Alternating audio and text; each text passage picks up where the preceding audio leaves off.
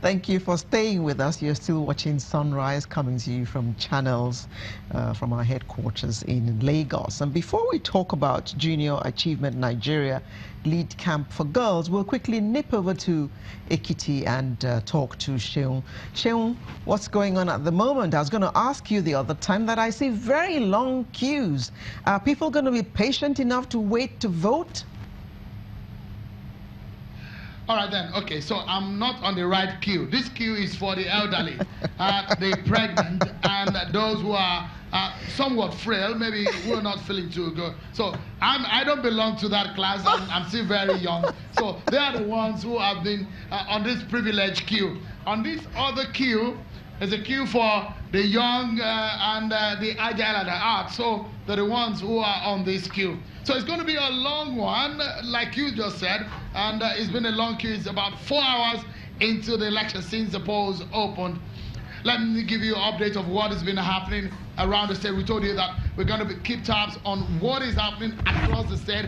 It's over 171 or so polling units and 16 local government areas, 3 senatorial districts. So in the major areas, where the major candidates are voting, we understand that the PDP candidate, Professor Kolakwo Olushola, has not been able to vote because of the malfunctioning of the card reader at his polling unit. So what about in Ishon, where the candidate of the APC is voting, Dr. Kawade Fayemi? We understand also there's been some issues also with accreditation of the fingerprint, or recognizing the fingerprint of his wife, but we understand that he is perhaps voted. But there's been some issues which INEC says they're resolving issues surrounding the card reader recognizing the fingerprint of some of the people who are voting. INEC has indeed promised that it won't take long to replace some of these card readers. Don't forget, the card readers are preloaded with the information of voters in each of the polling units.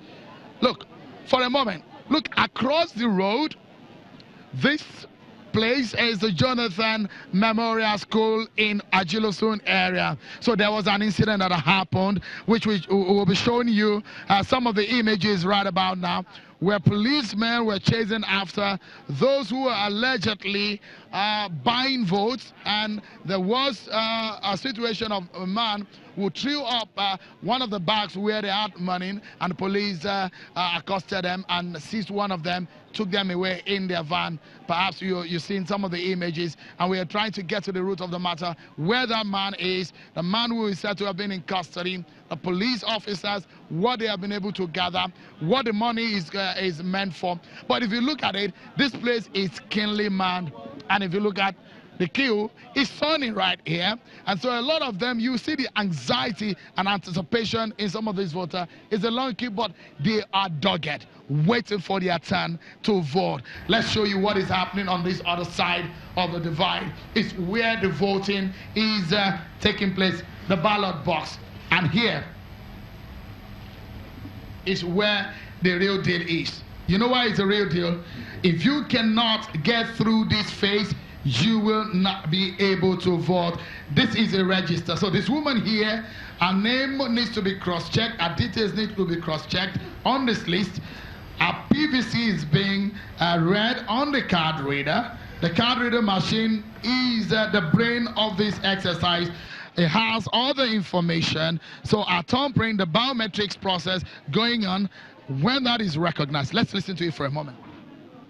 Recognized, that's it, successful. So she's going to get a ballot paper, and they've pointed to that point where she will be voting. So she will open up the ballot. They've been directing her on what to do. One of the ad hoc officials here, let's quickly ask him, how has it been so far? We thank God Almighty for the governorship election in Ado-Ekiti here. That is very peaceful and fair election. There's no problem. We thank God for that. What about the card reader? You've been having some issues with recognition. Have you been able to resolve them? Yeah, there is no problem. We resolve it amicably. Right. Thank you. That's why we call our box now to come and rectify it, and they came. Okay. And they did it as well. 10-15 minutes before they were able to rectify. Based on the congested of the people, you know, they move here and there to see people. By then, we called them that they came to us. Thank you so much. Keep at it, keep at it. I wish you the best. It's a long day and we'll be at it. Let's talk to someone who has also been leading his team in this process. It's Clement Nwako. You know him too well. He's a friend of the house and he's a convener of Election Situation Room. Clement Nwako, thank you so much for your time on the on Channels Television. Let's quickly ask you, so far, what have you discovered? Well, it was quite impressive seeing that a lot of the polling units opened on time. Election officials were on time in several of the polling units. The anxiety about the security at this time is still under control. The police have been very helpful in a lot of the polling units. And what we're seeing is a calm, peaceful atmosphere. The turnout is good. People are coming out to vote.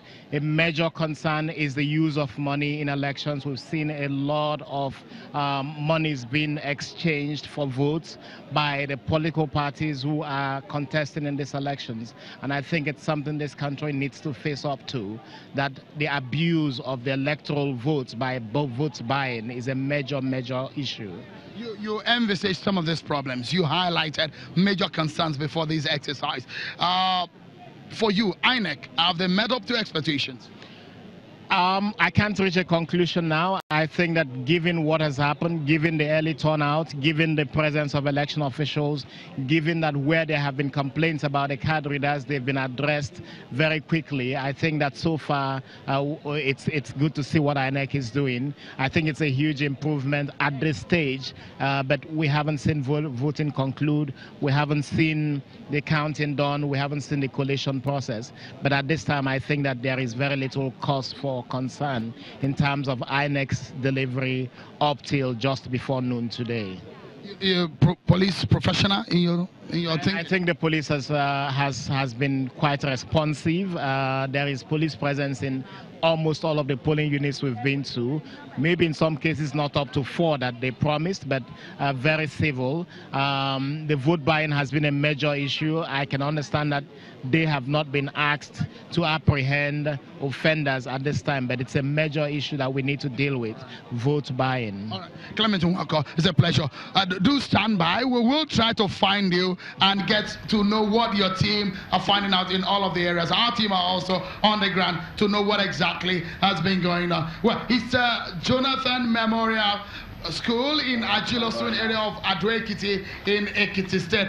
And I'll say, you have concerns there in Lagos because remotely you've been hearing stories and our reportage here on the elections. Have we been able to allay your fears about some of the concern, Alera? Quite. I mean, we have our guest sitting here with us in the studio in Lagos, and everybody is just nodding and saying, impressive, impressive. Mm-hmm. Okay, so stay safe, Sheung. Thank you. We'll come to you again. Thank you very much, Sheung Okimbaloye, bringing us up to speed regarding what is happening in Ekiti State. And all that has been very encouraging, hasn't it? Mm-hmm. At least, you know, all of those discussions around and all the tension, and tension, and yes. You know, all good. allayed, which it's means good. that so far we're almost ready for 2019 elections, and I'm sure that many more young people are going to come out and vote if this is the kind of thing that's going to happen. Orderly queues, people voting, no wahala, although we hear that there's some people around there with bags of money. Okay, back to here and now, Lagos. We're going to be talking about the Junior Achievement Nigeria Lead Camp for Girls. Leadership, empowerment, achievement, and development. That is what LEAD stands for. And they have a camp for girls, and it is the Junior Achievement Nigeria program for 50 outstanding senior secondary school girls across Nigeria. They've been at this for a long time. Yes, and Lolade here is a known face to us. Lolade Awogbade is the lead, Citizenship and Sustainability Union Bank. And she's come along with Chinonso Dimantang, who's Marketing and Communications Manager, Junior Achievement Nigeria. Good morning. Good morning. And in the studio as well, we have 2 young ladies who were part of the camp. The camp just shut down yesterday, so they're here to tell us about their experience. We have Rosemary Adibe, who's a student of Victoria Island Senior Secondary School, Lagos, and Obehi Chris Esezobo, who's a student at Canterbury International School, Lagos. Thank you all very much for coming. Thank you very much. I wonder why you brought along 2 students from Lagos, because you say it's across the country.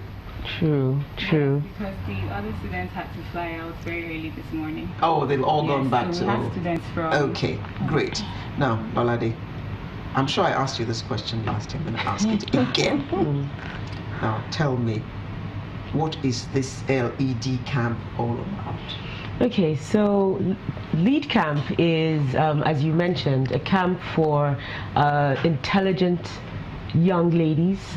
It happens every year, and it's been happening, I think, since 2003. So Junior Achievement has been running, yes, this program for quite a number of years. Okay. Where Union Bank comes in is 3 years ago, we were introduced to this initiative, and we thought it was fantastic because what we were told is the ladies who come into this camp are bright young people who have been recognized from another program that Junior Achievement runs called the Company Program.